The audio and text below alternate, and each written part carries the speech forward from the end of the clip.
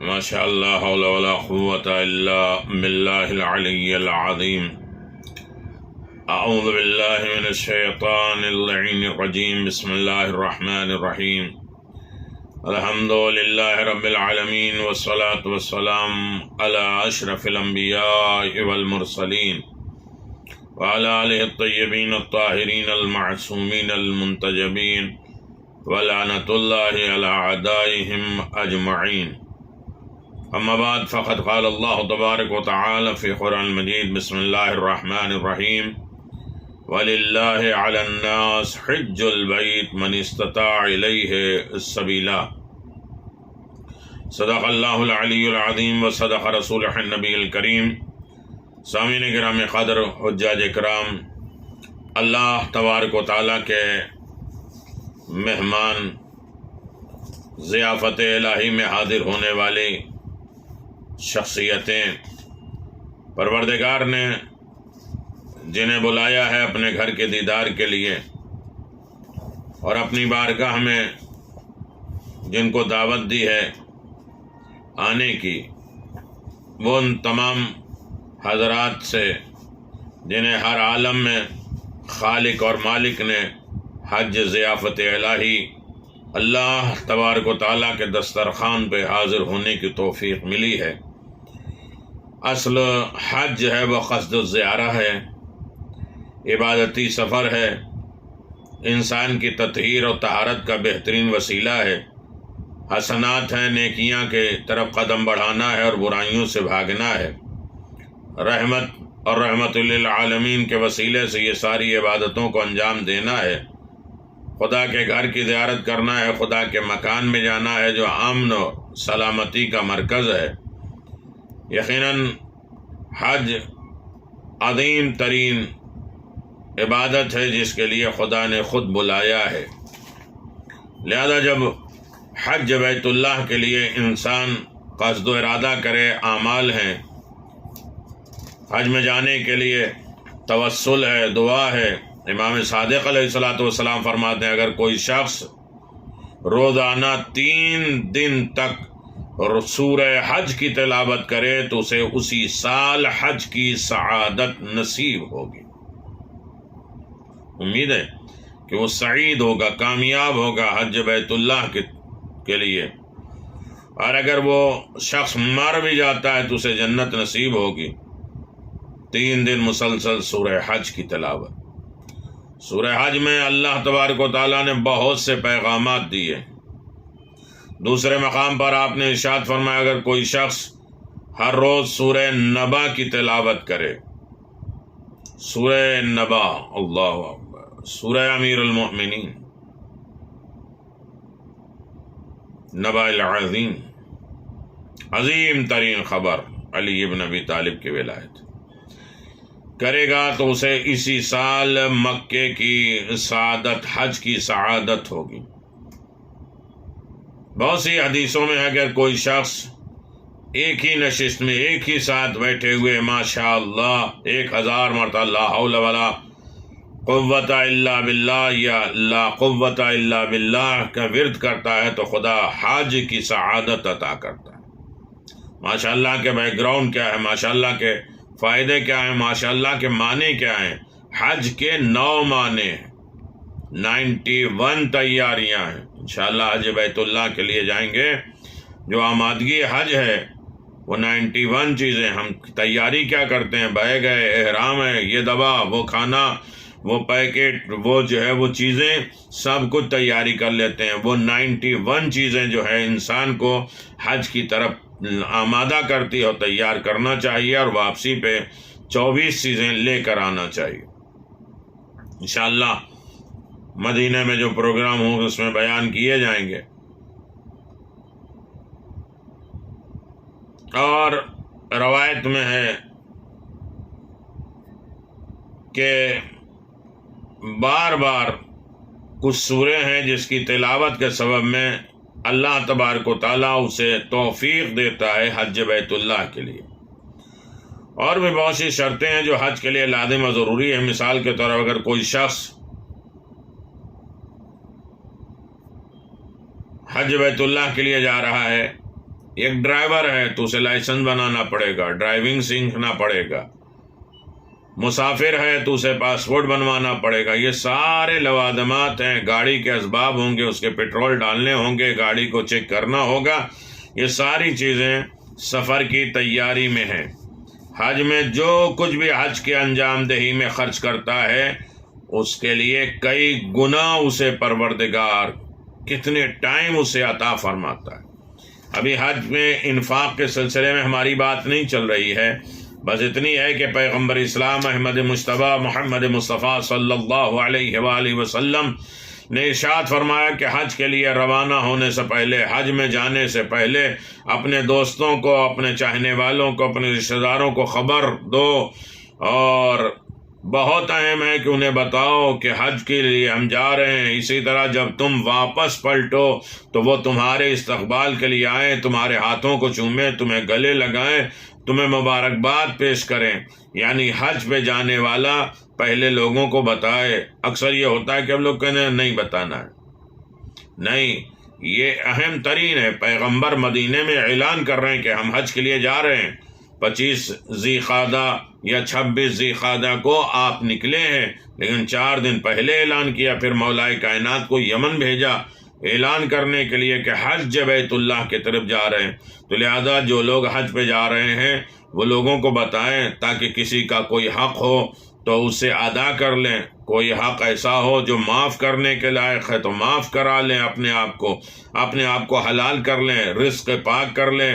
اسی لیے حکم ہے کہ آپ دیکھیں کہ جب ہم حج کے لیے آمادہ ہوں تو تمام حقوق اللہ کے جتنے حقوق ہمارے اوپر ہیں سب ہم ادا کر چکے ہوں۔ حقوق الناس، بندوں کے حق جو ہیں اسے ہم نے ادا کیا یا نہیں، ہم نے اپنی نماز کو صحیح کیا، اس کی تشریح، اس کے واجبات، اس کے ارکان، اس کے مستحبات، اس کے مکروہات، اس کے لوازمات، ان تمام چیزوں پہ توجہ دیا یا نہیں۔ خود ہمارے اسی ویڈیو میں وضو کے سلسلے میں 5 ویڈیو ہے، وضو بھی 86 پوائنٹس ہیں۔ ہم نے اپنا وضو صحیح کیا، غسل صحیح کیا، طہارت و نجاست کے سلسلے میں ہمیں تمام چیزوں کی خبر ہے۔ اور اسی طرح حج کے تمام اسرار، ہم حج کے مناسک پہ غور کرتے ہیں، یہ عمل یہ کیا ہے، اس کا کفارہ کیا ہے، یہ عمل کیسا کرنا ہے، کتنی دعائیں پڑھنا، کتنے پہلے حج کے اسرار، حج کے راز، حج کے پیام، 313 ہیں عنوانات حج کے، خاص طریقے سے 14 چیزیں ہیں، عرفان حج سے لے کے فلسفہ حج سے لے کے شرائط حج سے لے کے تمام چیزیں جو ہے وہ 14 چیزیں ہیں۔ حج کے رموز، حج کا فلسفہ، حج کے مناسک، حج کے شرائط، حج کے اثرات، حج کے فوائد و برکات، ان تمام چیزوں کی طرف ہمیں غور کرنا چاہیے۔ حج سے کیسے ہم فائدہ اٹھائیں اور حج ہماری روحانی کیفیت اور جسمانی کیفیت میں کتنا اثر انداز ہوتا ہے۔ ہم نے اپنے عزیز و اقارب کو راضی کر لیا، ان کے دل آزاری تو نہیں کیا، انہیں ستایا تو نہیں، ان کے حقوق کی پامالی تو نہیں کی ہے، وصیت نامہ ہم نے تیار کر لیا یا نہیں، واجبات ہم نے ادا کر لیے، ہم نے اپنے تمام اصلاح کر لی ہے، جو ہمارے ارد گرد ہیں لوگ، آل اولاد، رشتہ دار، پڑوس، قرابت دار، معاملات، بزنس والے، سب کو جو ہے لواحقین کو ہم نے مطلع کر دیا کہ ہم خدا کی طرف جا رہے ہیں۔ حج کیا ہے؟ دنیا کو چھوڑ دینا، لذات کو چھوڑ دینا، اپنی پسند اور خواہشات کو ترک کر دینا، اور ہر وہ دنیا کا کام کرنا جو خدا کے لیے ہو، آخرت کے لیے ہو، اپنی بھلائی کے لیے۔ اس لیے میدان عرفات میں اپنے آپ کو پہچاننے جاتے ہیں۔ عرفہ اصل میں عرف تو ہم نے اپنے آپ کو پہچانا، جتنا انسان اپنے آپ کو پہچان لے گا اتنا ہی کامیاب ہوگا۔ ہمارے چہرے پہ ماشاءاللہ داڑھی، ہمارے خواتین کے حجاب کی ساری تیاری ہم نے کر لی ہے، نہیں، خدا کی خوشنودی، خدا کی رضا، خدا کی پسند کا ہم نے خیال رکھا یا نہیں۔ ہم جانتے ہیں کہ خدا کن چیزوں سے راضی ہوتا ہے، کن چیزوں سے خوش ہوتا ہے، وہ تمام چیزیں تیاری کر کے خدا کے لیے تحفہ کے لے کے جا رہے ہیں، اور اس نے انسان کو بلایا ہے، وَلِلَّهِ عَلَى النَّاسِ حِجُّ الْبَيْتِ۔ ہاں، پہلی کیفیت ہے کہ انسان کے اندر انسانیت پیدا ہو جائے، انسان کبھی انبیاء جیسا، انسان کبھی فرشتے جیسا، انسان کبھی جانور جیسا۔ کون سا انسان ہے اور کس طریقے کی انسانیت اس کے اندر پائی جانی چاہیے. ہمارے پاس تقوی کا زیور ہے یا نہیں؟ خوف خدا، یاد الہی، واجبات پر عمل، محرمات سے پرہیزگاری، یہ تمام چیزیں ہمارے پاس ہیں نہیں. محبت اہل بیت کی دولت ہے، ولایت ہے ہمارے پاس. آل محمد سے ہم راضی ہیں، آل محمد کے احکام پر عمل کرتے ہیں. محبت کتنی ہے جانچنا چاہیے کہ ہم محبت لینے جا رہے ہیں آل محمد سے، اس میں کتنے ہم اضافہ کر سکتے ہیں، اس میں بڑھاوا کتنا کر سکتے ہیں. غم حسین کا چراغ ہے ہمارے سینے میں یا نہیں؟ ہم نے ماتم کیا ہے، یاد حسین، غم حسین منایا ہے کہ سب ہم کعبے کی طرف جا رہے ہیں. حسین نے دین بچانے کے لیے کعبے کو 8 ذی الحجہ کو چھوڑ دیا ہے.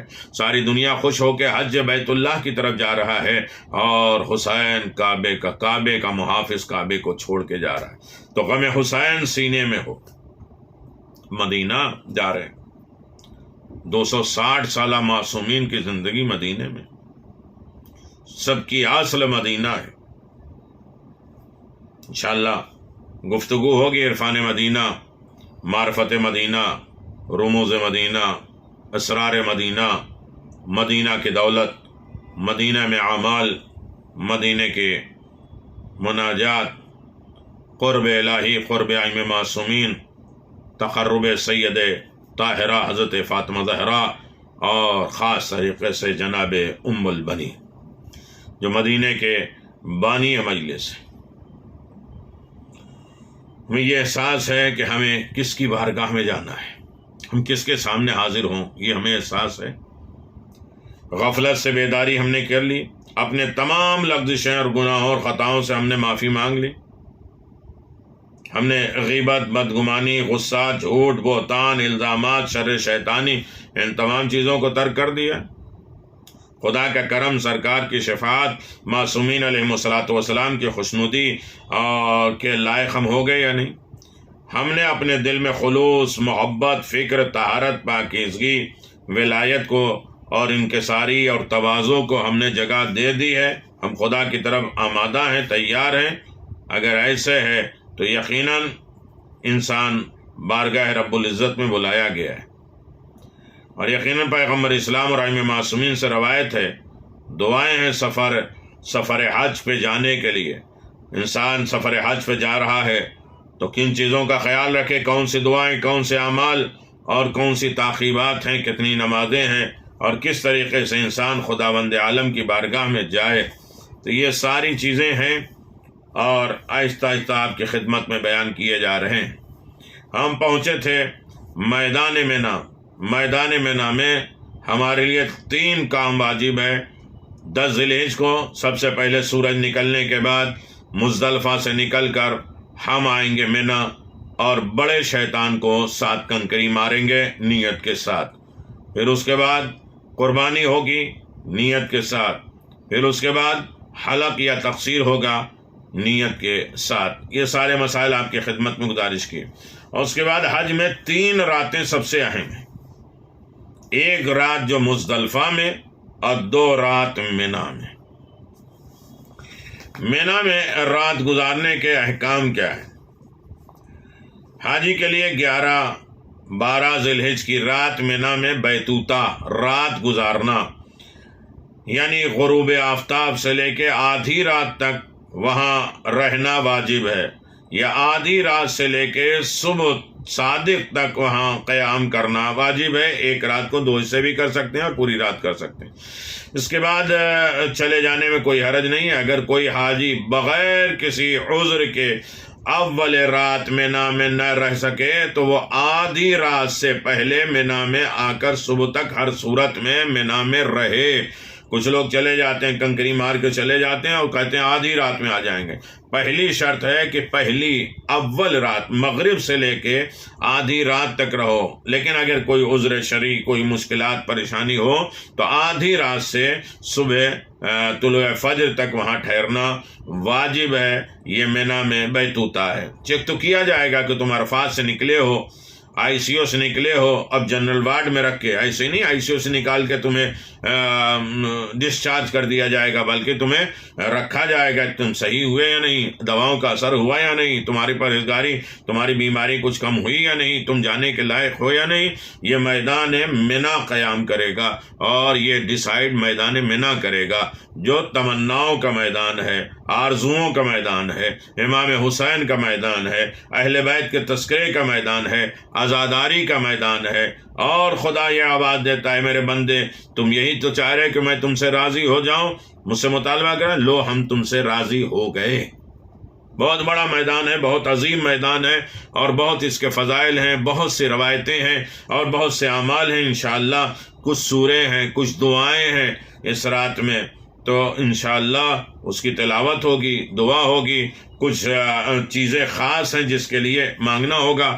اکثر لوگوں کے ابھی تک فون آ رہے ہیں، میدان مینا میں ہمارے یہ مشکلات کی پریشانی کے حل کے لیے آپ عمل کرائیے گا، میدان عرفات میں ہمارے لیے یہ بیماری کے لیے شفا، یہ شادی کے لیے، یہ اولاد کے لیے، مشکلات کے لیے، پریشانی کے لیے، چین اطمینان کے لیے بہت سے اعمال ہیں، بتایا جاتا ہے اور بتاتے ہیں ہم لوگ، ماشاءاللہ اس سے لوگ فائدہ اٹھاتے ہیں۔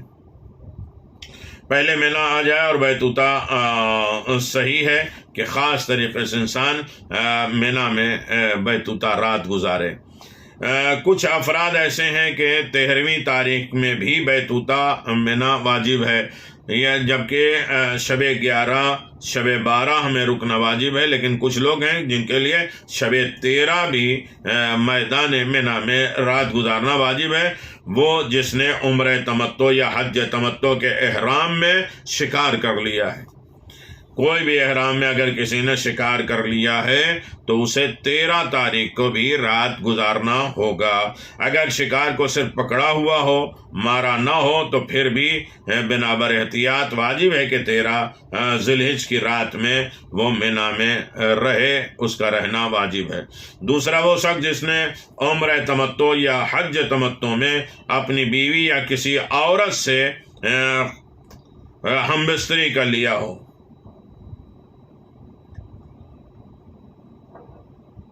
تو اس صورت میں 13ویں رات میں مینا میں بسر کرنا واجب ہے۔ کفارہ تو ایک الگ ہے، لیکن 13ویں تاریخ کو مینا میں رکے گا اور قیام کرے گا، اور پھر 13ویں صبح کو وہ تینوں شیطان کو کنکری مار کے زوال کے بعد وہ نکلے گا۔ اسی لیے 100 کنکری کم از کم اٹھاؤ، نہ ہو تو 70 تو کم از کم اٹھاؤ، ہو سکتا ہے ایک رات رکنا پڑے، تو پھر 21 پتھر تینوں شیطان کو ساتھ ساتھ مارنا پڑے گا۔ تیسرا وہ شخص جو 12 ذی الحجہ کو غروب آفتاب تک مینا سے نہیں نکل پایا، وہ پھر 13 تاریخ کی رات میں مینا میں قیام کرے گا، اور پھر تینوں شیطان کو کنکری مارے گا، زوال کا انتظار کرے گا، اور پھر اس کے بعد مینا سے جائے گا۔ اور خاص طریقے سے 11 12 13 ذی الحجہ کی رات میں مینا میں گزارنا ان لوگوں کے لیے واجب نہیں ہے۔ وہ لوگ جو مکے میں حاجیوں کو پانی پلانے کی ذمہ داری لیتے ہیں، انہیں پانی کا انتظام، پانی پلاتے ہیں، ابھی تو پانی ہر جگہ لگ گیا ہے، پانی کا انتظام کرنے والے وہ لوگ، ان کے لیے واجب نہیں تھا کہ وہ 11 12 13 ذی الحجہ کو مینا میں رات گزاریں۔ وہ لوگ جو مکے میں صبح تک بیدار رہیں، رات بھر نہ سوئیں، رات بھر عبادت کریں، وہ میدان مینا سے جا سکتے ہیں اور عبادت میں مشغول رہیں۔ البتہ عبادت کے علاوہ کھانا پینا، تجدید وضو وغیرہ امور مستثنیٰ ہے۔ جس رات مینا میں رہنا واجب ہے، اگر کوئی شخص اس رات نہ رہے تو ہر رات کے بدلے میں ایک بکرا، ایک دمبا ذبح کرے۔ کفارہ کے جانور کو مینا یا کسی بھی مقام پر ذبح کیا جا سکتا ہے۔ اب انسان ایسے وقت میں یہ نہ کہے کہ ہمارے پاس پیسہ ہے اور ہم جو ہے وہ بکرا ذبح کر دیں گے، کیا ہوا؟ میرے عزیزو، کفارہ کیوں واجب کریں اپنے اوپر؟ نقص کیوں کریں؟ خاص طریقے سے مینا ایک عظیم ترین مرکز ہے، میدان مینا قربانی گاہ ہے مصیبت اور بلاؤں اور فتنوں کو ختم کرنے کا، اپنی پسند ناپسند کو قربان کرنا ہے اور آل محمد کی قربانیوں کا احساس کرنا ہے۔ خود مولا کائنات کے 16 فضائل امام حسین نے بیان کیا ہے، اس کا تذکرہ، اس کی یاد دہانی۔ انسان کی زندگی میں کتنے شل آتے ہیں، کتنے رکاوٹیں آئے ہیں، انسان دعائے مشلول کی تلاوت کرے۔ انسان کی زندگی میں کتنے جو ہے وہ حشر و نشر کا حساب ہوتا ہے، سورہ حشر کی تلاوت کرے۔ رزق کے مسائل ہیں، بہت سی چیزیں ہیں، ذکر الہی، ذکر ائمہ معصومین، مجالس کا تذکرہ، امام حسین کی قربانی، امر بالمعروف پہ امام حسین نے خطبہ دیا ہے میدان مینا میں، علماء اور علماء کی ذمہ داریوں کے بارے میں بیان کیا ہے۔ ان تمام چیزوں کو ہمارا جاننا ضروری ہے۔ رمی جمرات جن راتوں کو مینا میں گزارنا واجب ہے، ان کے دنوں میں تینوں شیطان کو، پہلے چھوٹے، پھر درمیانی، پھر بڑے شیطان کو کنکری مارنا واجب ہے۔ اگر کوئی نہ مارے تو حج صحیح ہوگا، البتہ گناہگار ہوگا۔ کنکریاں مارنے کا وقت طلوع آفتاب سے غروب تک ہے۔ کنکریاں اس ترتیب سے ماری جائیں، پہلے چھوٹے شیطان کو، پھر درمیانی شیطان کو اور پھر بڑے شیطان کو۔ اگر کوئی جان بوجھ کر بھول کر اس ترتیب کو پہلے بڑے کو مار دے، پھر چھوٹے کو مارے، پھر مجلے کو مارے، تو ترتیب سے اعادہ کرے، پھر دوبارہ اسے چھوٹے، بیچ اور بڑے والے کو پھر سے کنکری مارے۔ مطلقاً ایک دن کی کنکری بھول جائے اور دوسرے دن قضا کرے۔ اگر کنکری مارے بغیر مکے سے نکل گیا ہو تو وطن واپس آ جائے تو اگلے سال خود جا کر کنکری مارے یا نائب مقرر کرے کہ کنکری اس کی ادا کر لی جائے۔ تو میرے عزیزوں، یہ ہے میدان مینا۔ میدان مینا اپنی غفلت، لغزشوں سے باہر آ جانے کا نام ہے، اور تمہارے لیے حلال نہیں ہے کہ بغیر تمنا، آرزو اور کہ آپ میدان مینا سے واپس آئیں۔ تمنا پوری ہو، 3 راتیں ہوں، 3 خطبہ امام حسین کا۔ مینا کو مینا کیوں کہتے ہیں؟ مینا میں آرزو تمنائیں کیا ہیں؟ مینا میں رہنے کے آداب اور طریقے کیا ہیں؟ مینا کے شرائط کیا ہیں؟ مینا کے لوازمات کیا ہیں؟ انسان حج میں تھک جاتا ہے، وہاں غصہ آتا ہے، اپنا بستر، اپنی چادر، اپنا خیمہ، اپنا کھانا اور یہ سب چیزیں اسی کے چیک کرنے کے لیے تو رکھا گیا ہے۔ تم شیطان کو مار کے خوش ہو جاتے ہو، ابھی تھوڑی دیر تمہاری خواہشات سامنے نہیں ہوگی تو تم غصہ کرو گے، لڑو گے۔ شیطان کہتا ہے مار کے خوش ہو جاؤ، ابھی خیمے تک پہنچتے پہنچتے ہم تمہیں اس کا بدلہ لے لیں گے۔ اتنی دور چلنا ہوگا واپسی پہ کہ انسان خود ہی جو ہے وہ اپنے آپ میں جو ہے وہ کنٹرول میں نہیں رہے گا۔ ہر موقع پر، ہر منزل پہ شیطان بدلہ لے گا۔ تو عزیزان محترم، میدان مینا جو ہے وہ مغفرت کا میدان ہے، رحمت کا میدان ہے، قرب الہی کا میدان ہے، ائمہ معصومین کے محبت کا میدان ہے۔ تو خاص طریقے سے 10 اور 11 ذی الحجہ کے 20 کی رات، درمیانی شب میں اس رات کا واجب مینا میں بیتوتا ہے، یعنی ٹھہرنا واجب ہے، وقوف کرنا واجب ہے۔ مینا میں پوری رات، مینا میں، مزدلفہ میں نہیں، مینا میں رات گزارے۔ مینا میں کہیں بھی، مینا کے حدود کیسے معلوم ہو؟ اس کا ہے کہ مینا کے حدود گرین جو ہے وہ بورڈ لگا رہتا ہے جس پر لکھا آتا ہے بدایت المینا، مینا اسٹارٹ ہے، مینا اسٹارٹ ہیئر، اور اس کے بعد مینا ختم ہونے کا بورڈ لگتا ہے، گرین بورڈ، جس پہ سبز بورڈ لگا ہے نہایت المینا، مینا اینڈ ہیئر۔ بیتوتا کے دوران ان حدود سے باہر نہ نکلے، جب رات گزار رہا ہے تو اس سے باہر نہ نکلے۔ نیت کر کے یہاں قیام کرنا، رات گزارنا واجب ہے کہ میں شب 11 ذی الحجہ کی رات میدان مینا میں گزارتا ہوں یا گزارتی ہوں حج تمتع، حجۃ الاسلام واجب قربتاً اللہ، یا میں اپنے حج اسلام کے حج تمتع کے لیے مینا میں شب 11 ذی الحجہ کی رات جو ہے وہ گزارتا ہوں، یا شب 11 ذی الحجہ گزارتا ہوں یا گزارتی ہوں، قیام کرتا ہوں یا کرتی ہوں قربتاً اللہ۔ ساری رات مینا میں گزارنا ضروری نہیں ہے، صرف آدھی رات گزارنا ضروری ہے، وہ کافی ہے۔ آدھی رات کب سے شروع ہوتا ہے؟ سورج غروب ہوتے ہی بیتوتا شروع ہو جائے، رات گزر جائے اور آدھی رات ہوتے ہی ختم ہو جاتا ہے۔ ہمارا ٹائم دیکھنا چاہیے کہ آدھی رات کیا ہے، کس وقت سورج غروب ہوا ہے اور کس وقت سورج نکل رہا ہے، طلوع فجر کیا ہے، اس کا 20 کا حصہ آدھی رات مانا جاتا ہے۔ کبھی 11 بجے، کبھی 11:30 بجے، کبھی 12 بجے، کبھی 12:30، اس طریقے سے ہوتا ہے۔ آدھی رات سے بیتوتا شروع اور سورج نکلنے ہوتے پر جو ہے وہ ختم ہو جاتا ہے۔ پہلے آپشن کو لیا جائے، یعنی غروب آفتاب سے آدھی رات تک بیتوتا کیا جائے۔ کچھ مجتہدین نے کہا آدھی رات کا حساب کیسے لگایا جائے؟ پہلے نماز مغرب کی ابتدائی وقت سے طلوع آفتاب تک جتنا بھی ہے اس کا آدھا حصہ کر لیں، وہ آدھی رات میں شمار ہوگا۔ نماز مغرب کی ابتدا شروعات سے لے کر نماز فجر تک جتنا وقت ہے اس کا آدھا حصہ رات گزارنا واجب ہے۔ یقیناً مسئلہ احتیاط کی بنیاد پر ہے، فقہا سے زیادہ گنجائش ہو سکتی ہے، ان مسائل پر زیادہ ڈسکس ہو سکتا ہے۔ ہمارے پاس تقریباً 13 مجتہدین ہیں، ان کے اوپر مسائل پر گفتگو ہوگی انشاءاللہ، مدینے میں بھی، مکے میں بھی اور دیگر جگہوں پہ انشاءاللہ جو جس کے مقلد ہوگا اس کے مطابق اس کو فتویٰ بتایا جائے گا۔ کچھ افراد کو مینا سے بیتوتا سے مستثنیٰ کیا گیا۔ کچھ لوگ یہ ہیں کہ جو مینا میں نہ ٹھہریں تو کوئی بات نہیں ہے، اور اس کے مناسک حج میں آپ دیکھ لیجئے، بیتوتا واجب ہونے کے باوجود اگر کوئی نہ کرے تو گناہ گار ہے، رات گزارے نہ تو گناہ گار ہے، اس کے اوپر ایک بکری یا ایک بکرا کفارہ دینا واجب ہے۔ اور میں مکہ گیا تھا اور مکہ سے جو ہے واپسی پہ وہیں دیر میں پہنچا، مغرب ہو چکی تھی، اب کیا کرے؟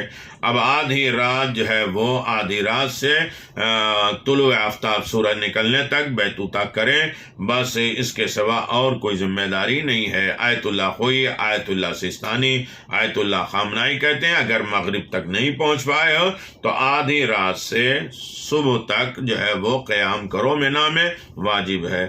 لیکن آیت اللہ خمینی کہتے ہیں جان بوجھ کر اگر تاخیر کیا، لیٹ کیا ہے تو گناہ گار نہیں ہوگا، آدھی رات سے طلوع آفتاب تک بیتوتا کر لے، ایک بکرا ایک بکری کفارہ دے دیں۔ تو میرے عزیزوں یہ تھا خاص طریقے سے کہ انسان جو ہے وہ بیتوتا مینا میں رات گزارے، اور اسی طرح 11 ذی الحج دن نکل آئے، سورج نکل آئے تو تینوں شیطان کو کنکری مارے، پہلے چھوٹے 7 پتھر، پھر بیچ والا، پھر بڑا شیطان کو کنکری مارنا ترتیب کے ساتھ، ایسا نہیں کہ پہلے بڑے کو مار دیا، پھر بیچ والے کو مارا، پھر آخر والے کو مارا، چھوٹے والے کو مارا، نہیں۔ پھر نیت کریں گے کہ میں اپنے حج اسلام کے حج تمتع کے لیے 11 ذی الحج کو چھوٹے شیطان کو کنکری مارتا ہوں یا مارتی ہوں قربتاً الی اللہ۔ میں اپنے حج اسلام کے حج تمتع کے لیے 11 ذی الحج کو درمیانی شیطان کو 7 کنکری مارتا ہوں یا مارتی ہوں قربتاً الی اللہ۔ میں اپنے حج اسلام کے حج تمتع کے لیے 11 ذی الحج کو بڑے شیطان کو 7 کنکری مارتا ہوں واجب قربتاً الی اللہ۔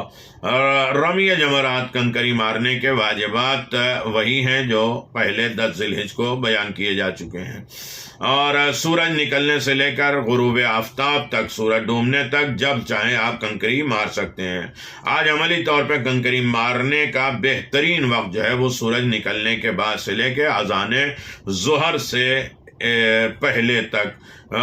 امید ہے کہ اس میں رش کم ہوتا ہے اور بھیڑ کم ہوتی ہے۔ ہم لوگ تو ویسے بھی نماز صبح کے بعد نکلتے ہیں، اور نکلتے نکلتے پہنچتے سورج نکل جاتا ہے، تکبیرات بلند کرتے ہوئے ایک ساتھ اجتماعی طور پہ ایک جگہ معین کرتے ہیں، ایک کھمبے کو بتا دیتے ہیں اور ایک جگہ مار کے دوسرے جگہ مارنے کے لیے جاتے ہیں، اور پھر جھنڈے لگے رہتے ہیں اور پھر واپس اپنے خیمے کی طرف لے کے آتے ہیں بحمد اللہ۔ ایک ترتیب کے ساتھ ایک منظم کے ساتھ اور یونٹی اور اتحاد کے ساتھ ایک جٹ ہو کے ایک جسم بن کر انشاءاللہ حج بیت اللہ کرتے ہیں۔ دیکھتے رہیے، سنتے رہیے، دوسروں تک پہنچاتے رہیے۔ خاص طریقے سے میں اس لیے کہہ رہا ہوں کہ اب وقت نہیں ہے کہ سب کو واٹس ایپ پہ میں بھیجوں، سب سبسکرائب کر لیں تاکہ مدینے کے سارے اعمال آپ کو مل سکیں۔ چھوٹے چھوٹے اعمال ہوں گے لیکن بہت مجرب اور بہت اثر انداز، اور پھر مکے کے بھی اور مکے کے خانہ کعبہ کے اندر، خانہ کعبہ کے باہر،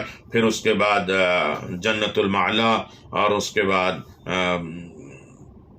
جبل نور، صفا، عرفات، مینا، مزدلفہ، ان سارے کے اعمال انشاءاللہ آپ کی خدمت میں بیان کیے جائیں گے۔